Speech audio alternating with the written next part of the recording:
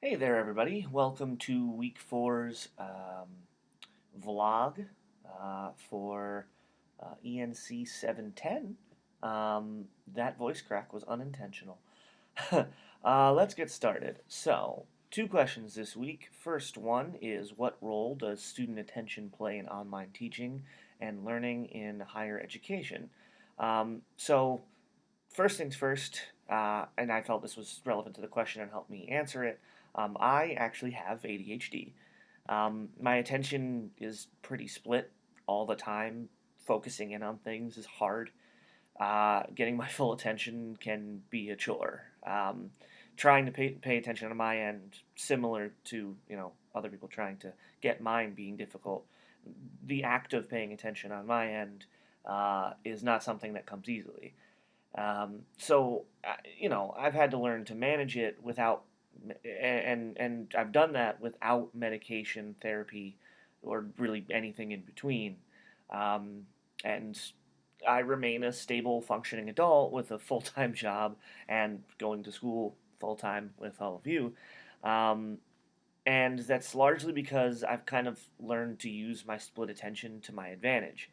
So with that, I'm very good at multitasking, and I kind of have to be because of how this works.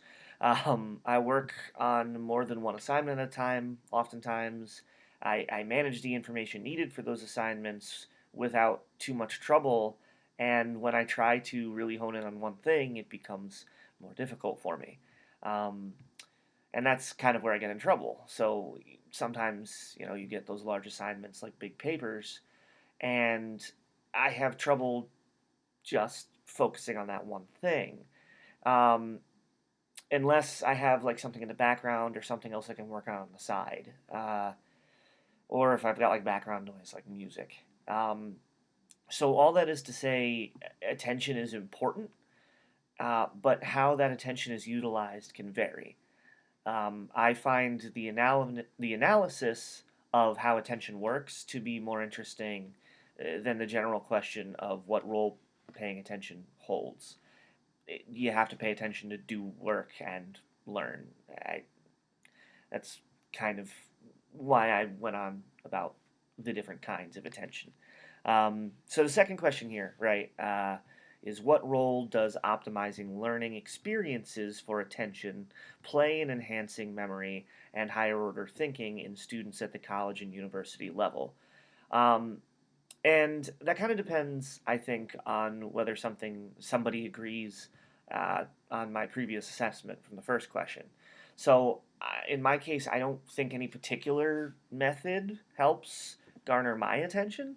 I don't think there's any effective way to make me pay attention to just one thing. Uh, so, attention optimization doesn't really have a role for me so much as I just kind of have to will myself through it a lot of the time. I think there are important roles that those methods play. Those a bit less neurodivergent than me can benefit from that kind of methodology, whether it's through the structure that it provides or the interest that it can potentially generate. That latter point potentially being relevant to me, but not enough where it's really that remarkable, in my opinion. Um, I just kind of tend to find the idea of analyzing attention getting uh, techniques kind of difficult to conceptualize. Yeah, I don't pay attention well anyway, whether I use a technique or not. I just kind of have to uh, uh, utilize background noise. I guess that counts, but it's more like just splitting my attention rather than actually making me pay attention.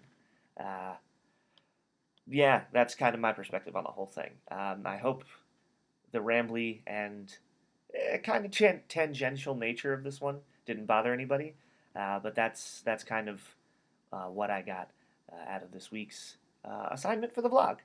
So hope you liked it, and I'll see you next time.